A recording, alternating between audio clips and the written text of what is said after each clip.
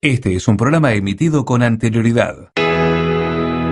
Soplar sobre la herida. Padre Jorge Oesterhel, Isabel Pisano. Soplar sobre la herida.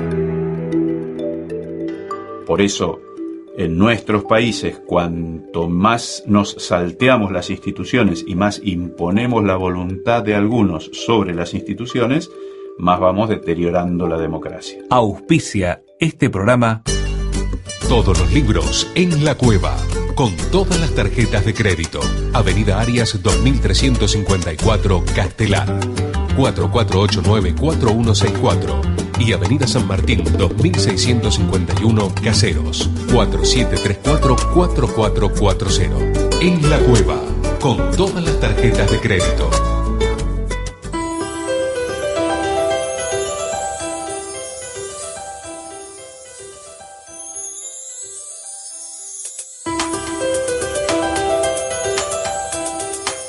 ¿Qué tal? ¿Cómo les va? Estamos nuevamente en nuestro programa Soplar sobre la herida, este encuentro de todas las semanas, donde, reflexionamos y nos ayudamos a sobrellevar heridas y las situaciones de cada uno de nosotros. Estoy con Isabel Pisano. ¿Cómo te va, Isa? Bien, muy bien. ¿Cómo estás? Aquí estamos, empezando tu programa, y en estos días hemos celebrado el 25 de mayo, una nueva fecha patria. El 25 de mayo. Y yo, como uno siempre grita, Ajá. Yo no grito mucho, pero... Vos no, pero yo digo, cuando uno está en los lugares y dicen ¡viva la patria! Y uno dice ¡viva la patria! Entonces yo traje para que nos expliques vos. Para que yo explique. Bien, lo que son... Encima bien, ya son demasiados pedidos juntos. A veces no, ¿qué es la patria? Pero antes de llegar a lo que es la patria, busqué qué era Estado, qué era nación y qué era patria. Ajá, son tres conceptos que se tocan mucho, pero que son diferentes. Está interesante. ¿Y qué encontraste? Según la Wikipedia, dice que el Estado es un concepto político que se refiere a una forma de organización social, política, soberana y coercitiva. Después me explicas por qué. Formada por un conjunto de instituciones involuntarias que tiene el poder de regular la vida nacional en un territorio determinado. Usualmente suele adherirse a la definición del Estado, el reconocimiento por parte de la comunidad internacional. Sí, para hacerlo más fácil, el Estado es la suma de todas las instituciones que regulan la vida de una nación. La justicia, el sistema de salud, el sistema de prevención social, la policía, las instituciones que regulan la vida política, todo ese conjunto enorme de instituciones que regulan la vida pública es lo que vendría a ser el Estado, digamos. El Estado no es lo mismo que la nación. La nación es la comunidad política regulada por el Estado, digamos. Son las personas reunidas en torno a una idea o a un proyecto. El Estado nacional regula la vida política en Argentina, de los argentinos, que es una nación argentina. El Estado uruguayo regula la vida política de la comunidad de los uruguayos. La comunidad de los uruguayos vendría a ser la nación. El concepto nación es un concepto medio resbaladizo que surge hace relativamente pocos siglos.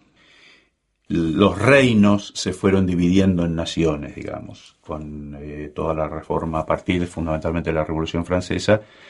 Los pueblos empiezan a organizarse como naciones y a generar estados. En un momento de la definición de Estado vos hablabas que era involuntaria o que eran instituciones. A mí me sonó fuerte, coercitivo. Pero además decía... Y después dice que está formado por un conjunto de instituciones involuntarias. ¿Qué es involuntarias? Eso es muy importante. En un reino, las instituciones eran las voluntades de los reyes, de los príncipes, de los caudillos. Entonces todo se manejaba de acuerdo a la voluntad de determinadas personas. A partir de la Revolución Francesa se crean instituciones involuntarias, es decir, esto es un mecanismo que tiene que funcionar así. Cualquiera sea el que gobierne y cualquiera sean los gobernados. Por eso es que es fundamental que el que gobierna en una democracia sea absolutamente respetuoso de las instituciones, porque la diferencia entre un Estado democrático y un Estado monárquico, pongamos, es justamente las instituciones involuntarias, es decir, las instituciones que son un mecanismo que tiene que funcionar así para cualquiera. Por eso, en nuestros países, cuanto más nos salteamos las instituciones y más imponemos la voluntad de algunos sobre las instituciones, más vamos deteriorando la democracia. Por eso, un golpe de Estado y una dictadura militar que se apodera del Estado impone una voluntad al Estado, con lo cual lo vicia por completo, porque justamente la función del Estado es que no haya una voluntad, sino que sea la expresión de una voluntad común y de una serie de instituciones involuntarias, en el sentido de que no expresan la voluntad de nadie, sino que esto es así. Lo de coercitivo, que vos decías recién, suena medio extraño, pero lo que pasa es que el Estado, esa inmensidad, ese aparato, se reserva para sí el monopolio de la represión, quiere decir, el monopolio de la fuerza. Solamente el Estado puede utilizar la fuerza sobre los miembros de la comunidad. El Estado, es decir, la justicia, es la que decide cuándo y de qué manera se usa la fuerza. Usar la fuerza es meter preso a Mengano, decir por acá no se pasa, es decir, la administración de la ley. De qué se hace cuando se viola la ley. Uh-huh. El único que tiene fuerza para hacerlo. Por eso es que la institución de la justicia es tan importante, y cuando no respetamos la institución de la justicia, empezamos de nuevo a imponer la voluntad de cada uno, y entonces usamos el Estado en función de intereses. Por eso también los crímenes mayores son los de lesa humanidad, que son los crímenes de lesa humanidad, aquellos crímenes que cometen algunas personas utilizando los instrumentos del Estado. El ejemplo más claro es el de la dictadura militar, en donde un grupo de gente se apodera de las instituciones del Estado y, usando las instituciones del Estado, impone su voluntad. Ese es el peor crimen, porque vos estás usando el Estado para cometer tu crimen. Por eso es que la distinción de estos conceptos puede ser interesante y nos deja bastantes enseñanzas para el momento actual, para todos los momentos de la vida, ¿no? ¿Y qué otro concepto era? Y el otro es de patria, que es más lindo y es como, a mí me suena como ¿Qué dice más mío. ¿Qué dice Wikipedia? La patria, esto es del latín, familia o clan, tierra paterna, padre. Suele designar la tierra natal o adoptiva a la que un individuo se siente ligado por vínculos de diversa índole, como afectivos, culturales o históricos. También se llama patria a la tierra natal de los padres de una persona, a la cual se siente ligado afectivamente sin necesariamente haber nacido en ella. Ahí entra el elemento afectivo y es muy importante. La patria, la misma raíz de la palabra te indica, viene de padre, es la tierra de los padres. Y la tierra en la que uno se siente, es la tierra que uno ha heredado, pero es más que la tierra, es toda la manera de vivir que uno ha heredado, y está más relacionada que con el concepto de Estado, con el concepto de nación, está relacionada con el concepto de pueblo. El pueblo no es la gente es un colectivo, y hablamos de la gente.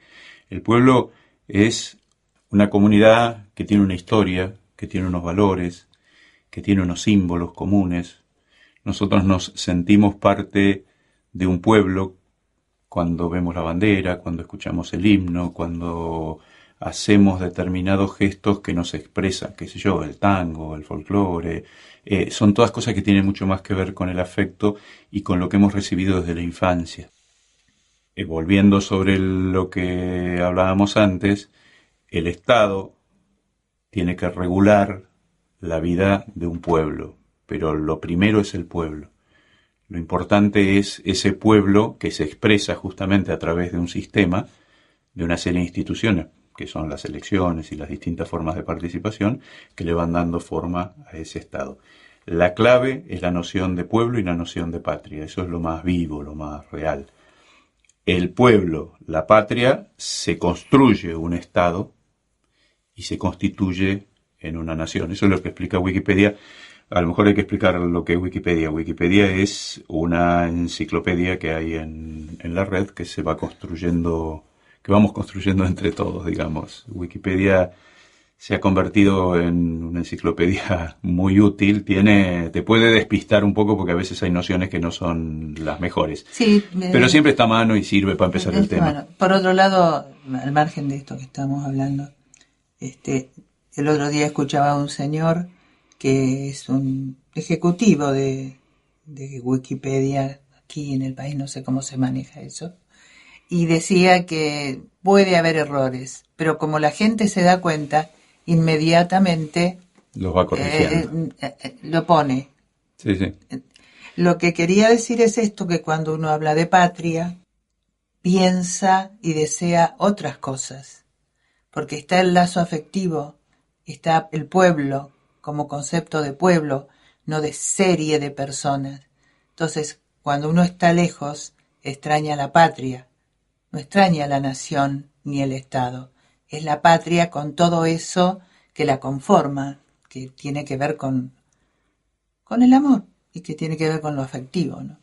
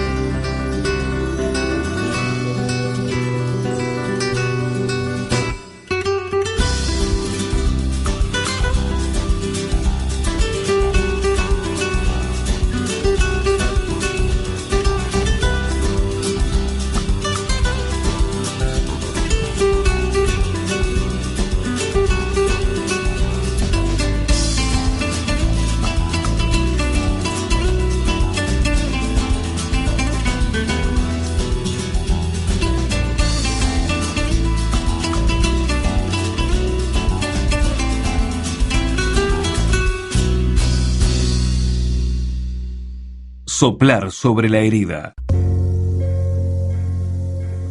Esto tiene que ver con nosotros y tiene que ver con el país, pero está escrito por Eduardo Wilde, no es Oscar Wilde, es Eduardo Wilde, que nació en Tupiza, en Bolivia, en realidad en 1844.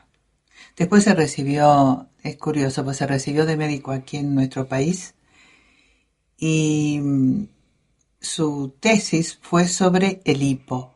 Mirá vos. Bueno, dice lo siguiente, Eduardo Wilde. Apariencia y acomodo. Buenos Aires está enfermo.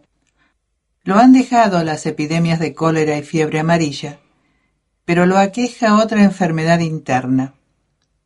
Este pueblo padece de una afección moral, de un trastorno funcional de las pasiones.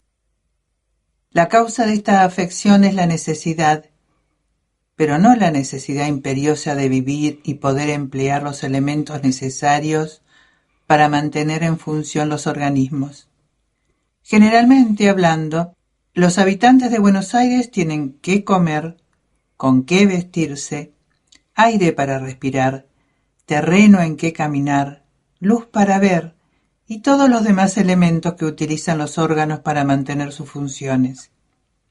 Las necesidades estrictas de la vida pueden, pues, ser llenadas sin esfuerzo en este pequeño centro de población.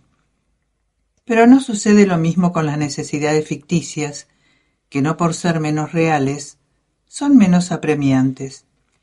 Existe entre nosotros la necesidad imperiosa de aparecer. Ningún hombre se contenta ahora con tener con qué cubrirse la cabeza.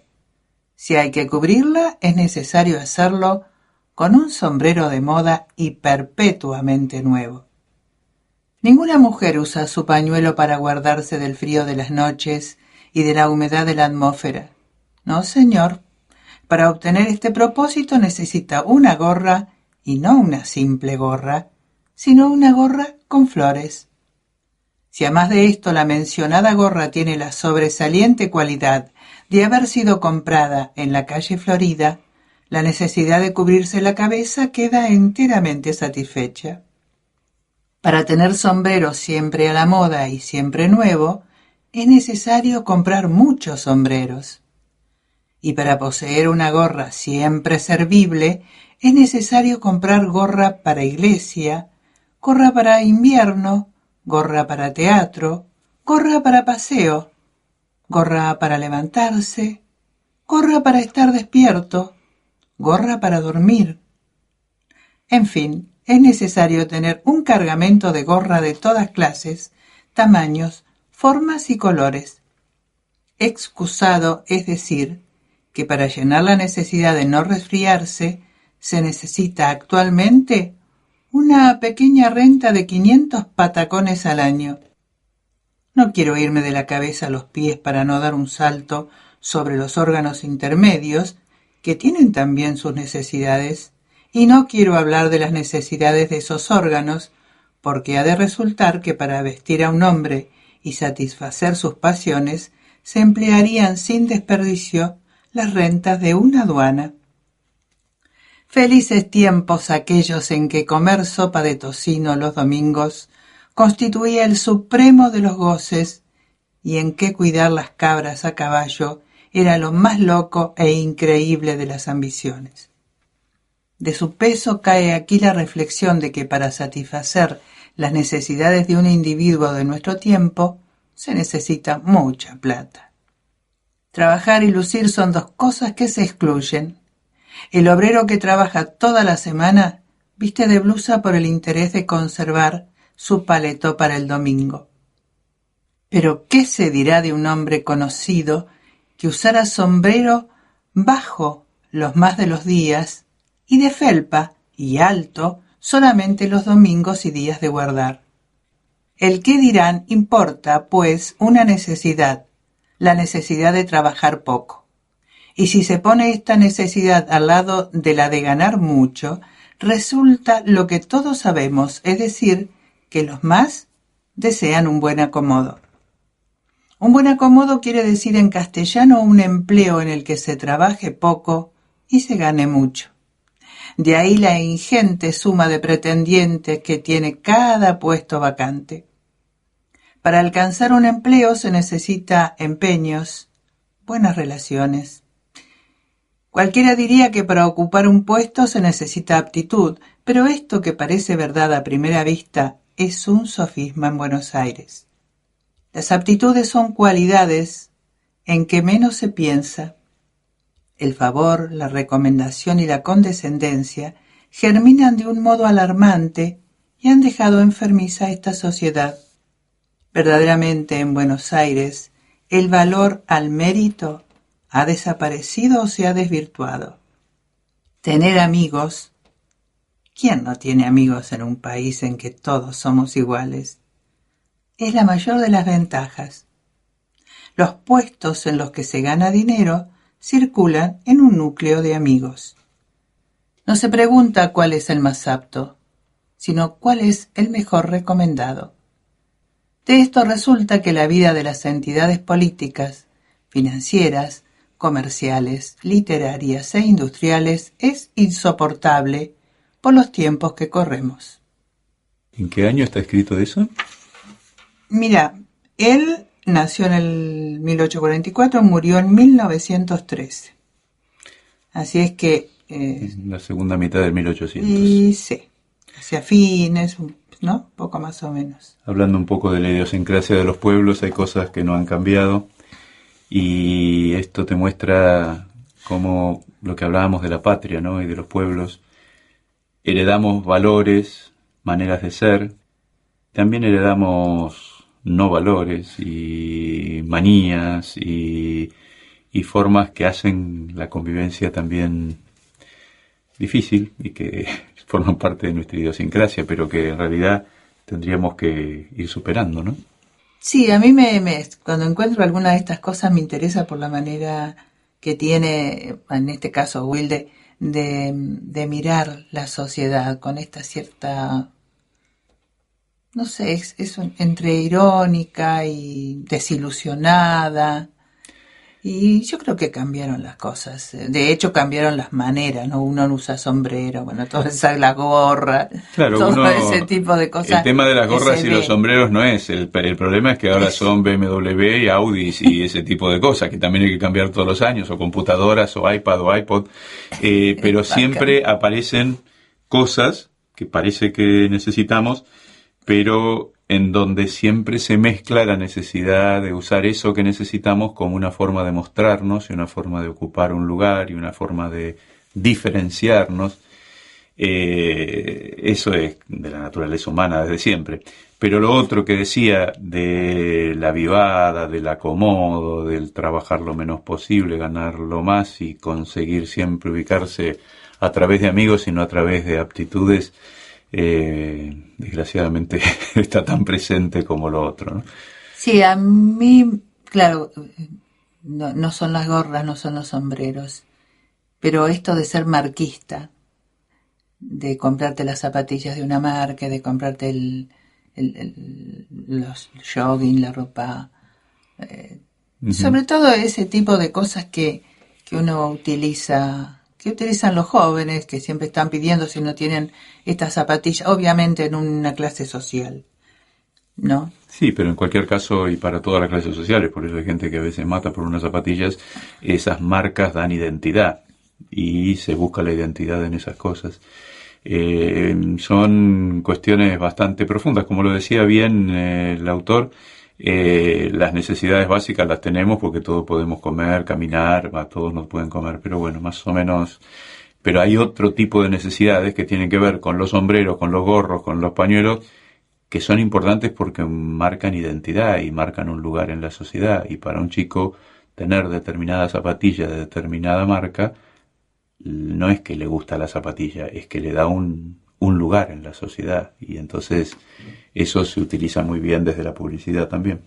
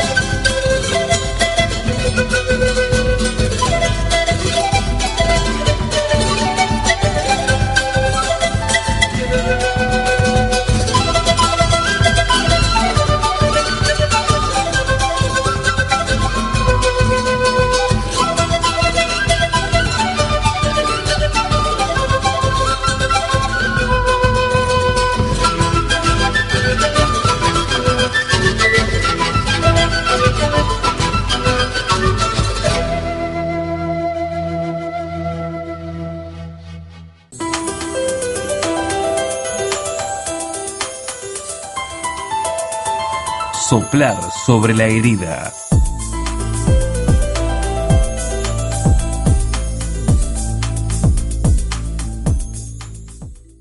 Este es un programa emitido con anterioridad. Puedo ir y juntarme con otros que estamos en la misma, o puedo no ir más. Y la ausencia también marca una opinión. Soplar sobre la herida.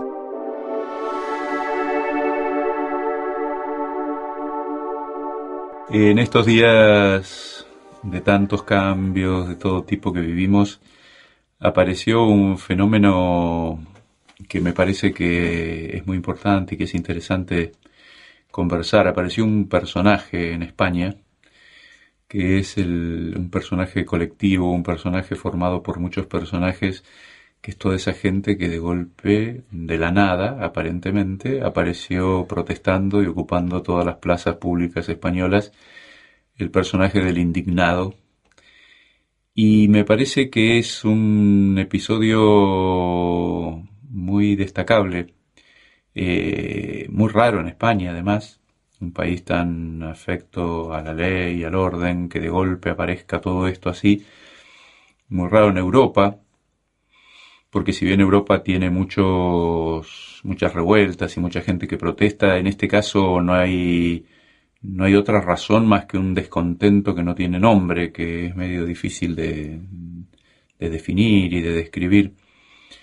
Pero en cualquier caso me parece un fenómeno interesante de ver y que todos tendríamos que estar atentos, porque lo que decíamos hace un rato del Estado, de la nación, de la patria, me parece que cuando aparecen estos fenómenos que también han aparecido en nuestro país, es como que la patria, el pueblo, la historia, empieza a moverse diciendo: este Estado no me sirve, no funciona, yo quiero otra cosa. Y eso hay que atenderlo mucho, ¿no? Porque ahí hay señales que nos hablan de la salud de nuestras instituciones. Sí, a veces las instituciones no ven o no quieren ver lo que la gente quiere.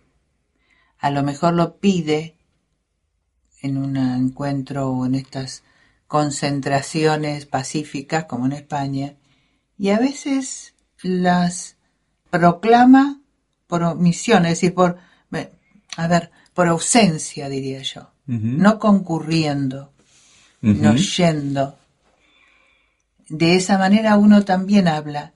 Voy a un lugar, no responde a mis necesidades, no voy más. Y suele suceder con las instituciones.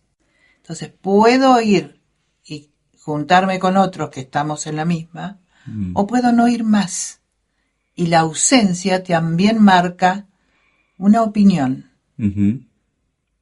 Entonces, claro, los dirigentes tendrían que estar más atentos a estas señales. Pero no suele pasar, salvo que sea mucho, como sucedió en España, que evidentemente fue un movimiento muy, muy grande, que no ha terminado, que además se notó, por obviamente los medios de comunicación informaron rápidamente de todo lo que pasaba. Pero nosotros hemos tenido acá esas maneras de expresarse que producen cambios. Sí, además es notable cómo todos los políticos, la clase política y muchos analistas, que uno los escucha y parece que saben todo, y a veces gente, no los analistas locales que suelen ser bastante de cuarta, a veces gente que escribe libros en el mundo y que hace diagnósticos impresionantes, y todas estas cosas nunca las anuncia nadie. La caída del muro de Berlín, que es más importante que esto, un día todos los analistas dijeron: oye, mirá lo que pasó. Nadie lo había previsto. Ahora pasa esto. En nuestro país, el que se vayan todos y una serie de episodios, de golpe aparecen fenómenos que nadie vio, porque como no lo vieron los medios de comunicación y no lo vieron los que se supone que son grandes analistas, quedaron ocultos para todos. Y el problema de esos analistas es que analizan lo que les muestran los medios, no se van hasta la realidad a ver lo que realmente ocurre. Están despegados de la realidad.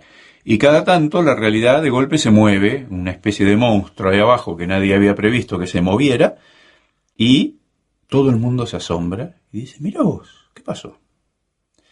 Creo que este episodio se parece también mucho a cuestiones más locales nuestras, que son todos los movimientos sociales, con la diferencia de que los movimientos sociales fueron rápidamente cooptados por políticos punteros y gente que los canalizó en determinada dirección, y por el Estado, que rápidamente los incorporó a un funcionamiento que los vació de su frescura original. Probablemente pase lo mismo con este movimiento en España. Pero lo importante justamente es verlo ahora, cuando todavía no está formalizada alguien que se haga cargo de eso y que le dé un formato más oficial o razonable. Como también es muy importante ver el origen de los movimientos sociales en nuestro país antes de que eso se convierta en planes sociales y en clientelismo. Llegar hasta el fondo de esas incomodidades, esas búsquedas de algo más. Yo creo que lo que les pasa a los europeos, que se constituyeron como una comunidad económica que ha funcionado una maravilla, es justamente eso, que es nada más que una comunidad económica. Y lo económico nunca sacia plenamente el corazón del hombre. El hombre quiere otras cosas para sí mismo. Y cuanto más queremos achicarnos a que el problema es económico, más dejamos afuera los elementos más importantes del ser humano. Estos días también leía Dylan, el cantante Bob Dylan, y ya unos días más atrás había leído y escuchado sobre Marley. Uh-huh. Y me quedé pensando que ahora son ellos los que entienden las necesidades, y las canciones tienen que ver, sobre las de Marley particularmente me impresionaron, tienen que ver con su pueblo. Y la gente va, los escucha y se siente identificado con el cantante que está hablando de lo que quieren expresar y no pueden. Esos son los fenómenos que tendrían que observar los analistas en lugar de mirar los noticieros de televisión. Eso, los artistas, en este caso estos artistas, evidentemente a través de la poesía, de la música, de las letras de sus canciones, otra gente que escribe libros, novelas, toda esa gente expresa mucho mejor que los noticieros de televisión lo que realmente se está viviendo en el pueblo. Atahualpa Yupanqui, para poner un ejemplo más nuestro, hay una cantidad de grandes personajes que han expresado el alma de los pueblos. Ahí ves bien clara la diferencia entre la patria y el Estado. La patria es la comunidad con sus canciones, con sus profetas, con su arte. Para entender qué es lo que se vive realmente, los que quieren analizar las cosas tendrían que mirar por ese lado. Por ejemplo, no estoy hablando de una generalización, pero vamos a ver. España, con toda la riqueza que tiene, no riqueza material, es riqueza humana. Yo creo que alguien tendría que preguntarse por qué en estos últimos años no ha producido inmensos artistas como produjo durante la dictadura de Franco, como produjo durante la guerra civil. Ay, toda esa generación. Todas esas generaciones del siglo pasado. Impresionantes. Sí, los poetas. Impresionantes. Uh-huh. Y ahora todo eso desapareció. Pero nunca desaparece eso de la noche a la mañana. ¿Dónde están los grandes poetas españoles ahora? Seguramente no están en las disquerías.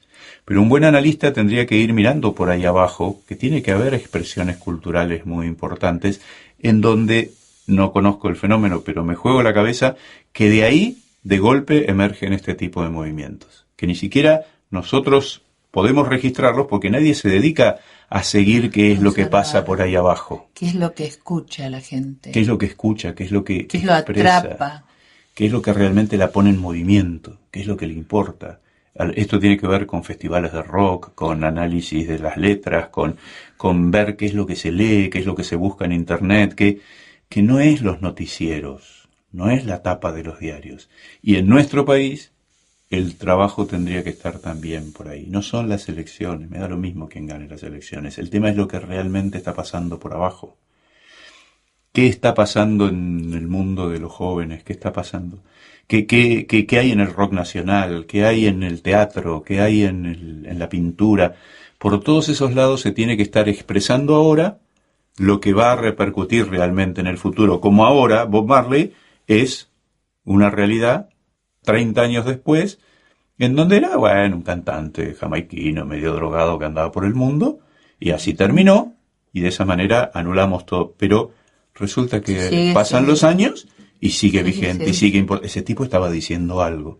Entonces, ahora me parece que lo que habría que hacer es mirar ahí abajo, en el pueblo, en la patria, en los valores, qué es lo que se está gestando, que probablemente no tenga nada que ver con las leyes que se discuten en el Congreso, ponele, o con las discusiones de todos los días de los políticos.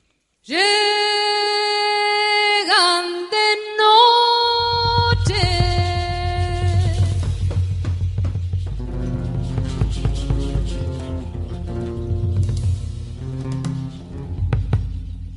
gritos lejanos,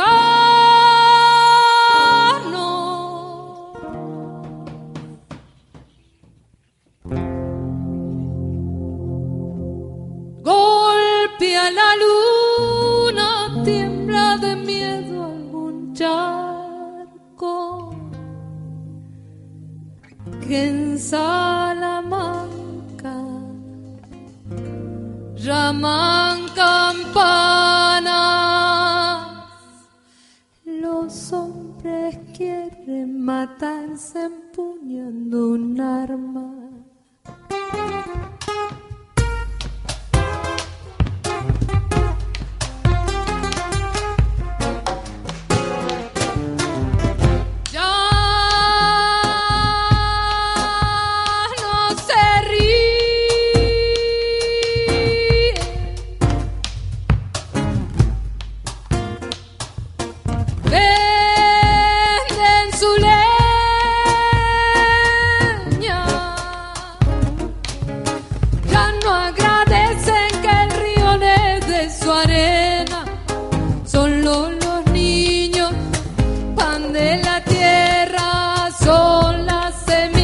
Para hacer nuevas cosechas.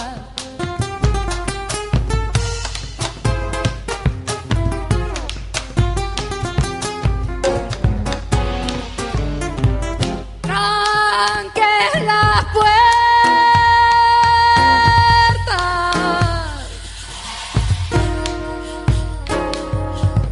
que afuera grita.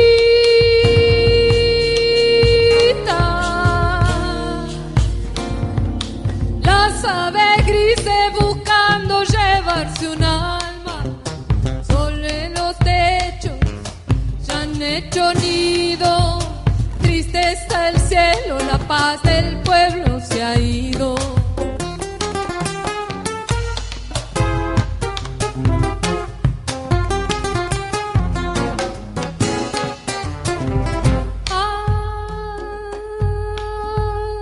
Ángel de la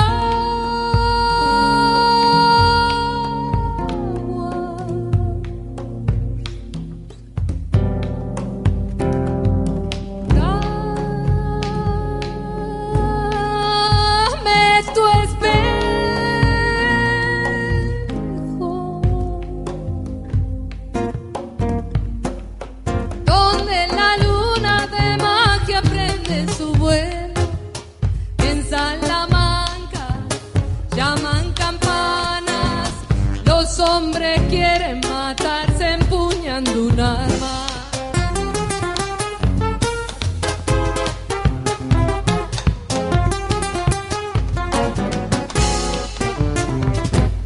Pucha que sueño,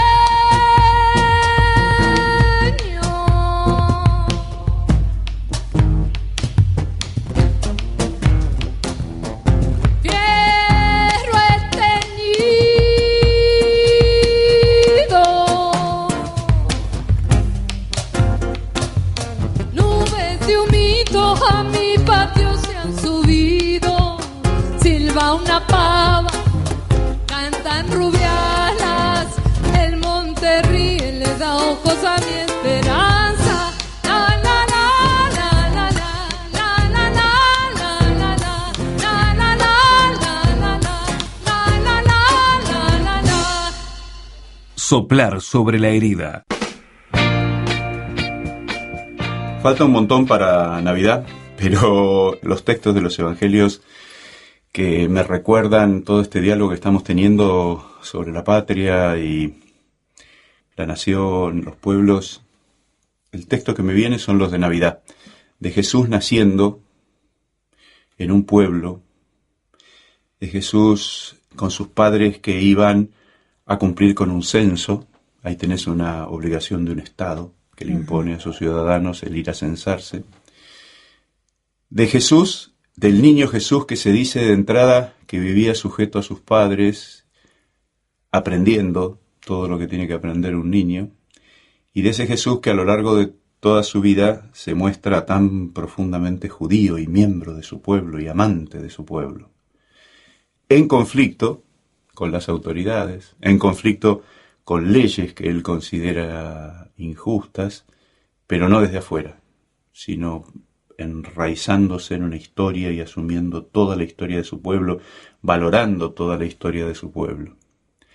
Me cuesta, nosotros siempre buscamos algún texto específico, pero en este caso me cuesta buscar un texto. Hay toda una manera de ser de Jesús profundamente judío y profundamente de su pueblo. Y uno de los evangelistas se ocupa muy bien de marcar que Jesús pertenecía al pueblo judío. Mateo es el que más Sí, insiste. él en eso. insiste y hace toda la genealogía hasta llegar a Jesús, ¿no? Sí, sí.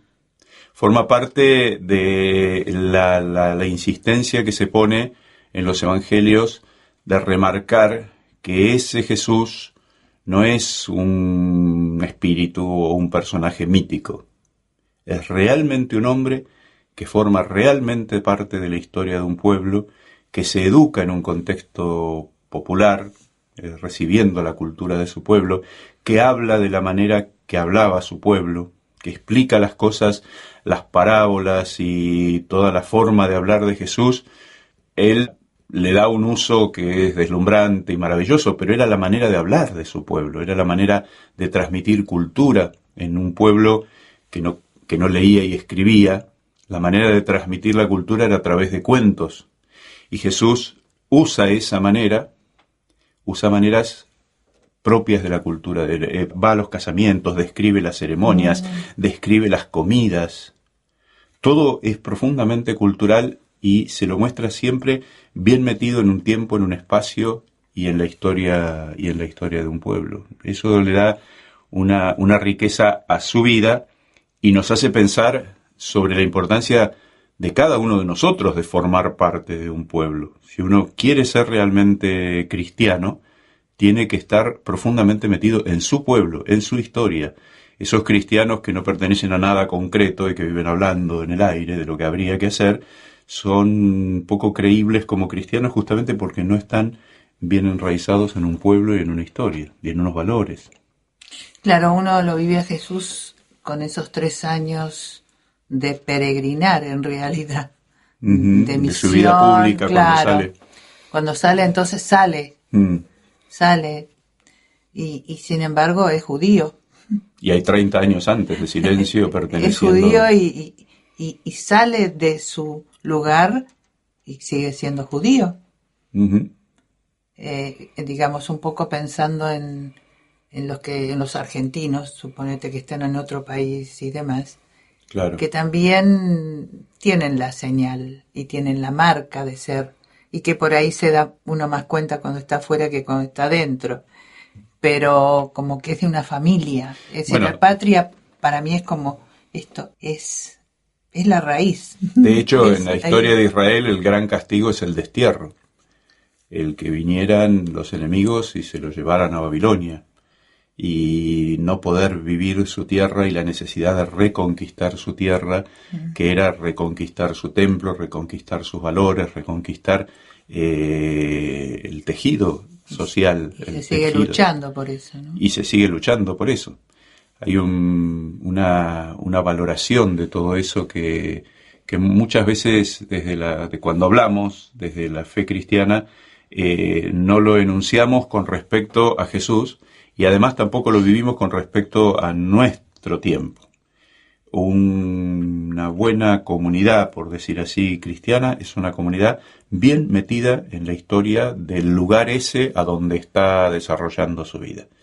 Si en mi parroquia, en Morón, la gente no está profundamente metida en la realidad moronense, sino que forma parte de la parroquia como si fuera una entidad abstracta y fuera de la vida de Morón, estamos muy mal. Yo siempre insisto, la gente que forma parte de la comunidad es la que tiene que estar permanentemente comprometida en la historia de ese pueblo, en la vida de ese pueblo, en todo lo que hay que mejorar, en participar de todas las instituciones a las que podamos tener acceso, en el club del barrio, en la sociedad de fomento, en el partido de fútbol, en donde se genera música, en esos lugares tenemos que estar. Sí, a veces uno escucha cuando dicen, y en otros países, por el orden, por el respeto, por un montón en otros países, soñando con otros países. Y bueno, el nuestro tiene estas características, no son peores que en otros lugares, podrían ser mejores, pero esta es nuestra patria. En la medida en que estamos añorando otra cosa, no nos metemos de lleno en cambiar esto que yo tengo, que es mi lugar, este es mi lugar. En este lugar estoy, y el otro día creo, sí, esto es lo mío. Dios me puso acá, entonces mi trabajo es acá. No puedo estar añorando, porque cuando añoro, dejo de hacer muchas veces, sin aceptar lo que está pasando en este entorno mío y en este lugar mío, en este país mío. Sí, a mí me preocupa esa tendencia a añorar y a despegarse, pero también me preocupa la tendencia a meternos en la realidad para darle a la realidad algo. Entonces nosotros como cristianos nos tenemos que meter en la realidad para transformarla, para llevar el evangelio, para lo que sea. Y entonces ese meternos en la realidad es casi una estrategia nuestra. En realidad nos tenemos que meter en la realidad por nosotros, porque nosotros nos perdemos si no estamos metidos en la realidad. Yo tengo que estar metido en la realidad porque si no, mi discurso y el discurso de todos los que me rodean se convierten en inútil en primer lugar para nosotros mismos. No es una estrategia de evangelización y una estrategia de conquistar gente.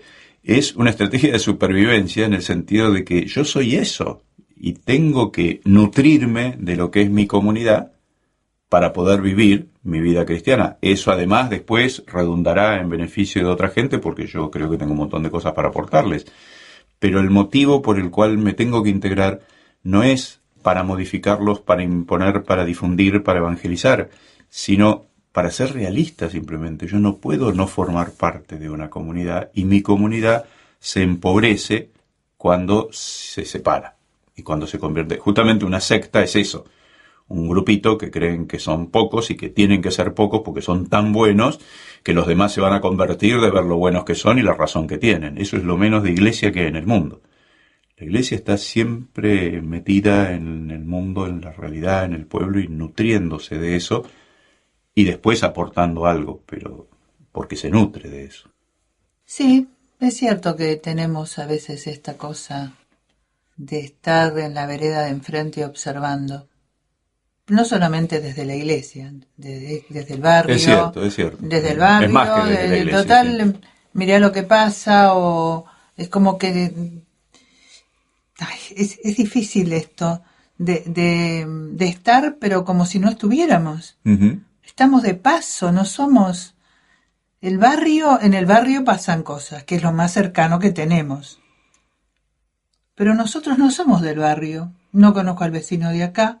No sé qué le pasa al de enfrente. Estamos acá. En casa pasa lo mismo.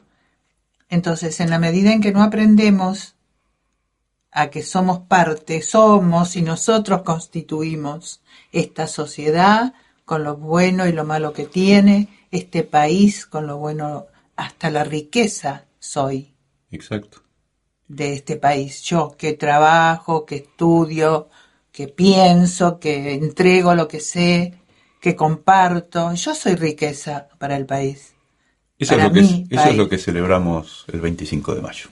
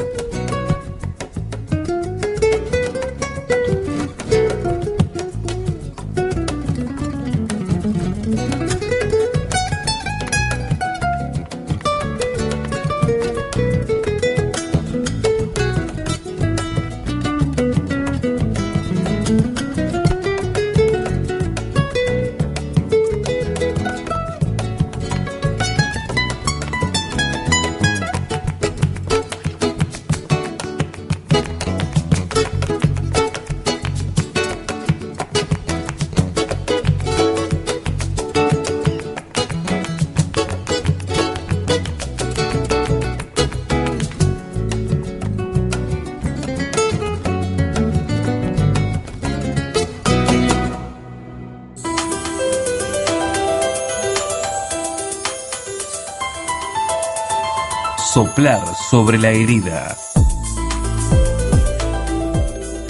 Bueno, estamos terminando otro programa de Soplar sobre la herida, este espacio en el que intentamos reflexionar para ver cómo, soplando unos sobre las heridas de los otros y sobre las propias, nos podemos ayudar a ser más y mejores personas, más y mejores cristianos. Como siempre, los esperamos en www.soplarsobrelarherida.com y si están en Facebook, háganse amigos de Soplar sobre la herida. Muchas gracias por acompañarnos. Los invitamos para el próximo programa de Soplar sobre la herida. Soplar sobre la herida. Hacemos soplar sobre la herida Padre Jorge Oesterhel, Isabel Pisano. Edición Enrique Di Masi.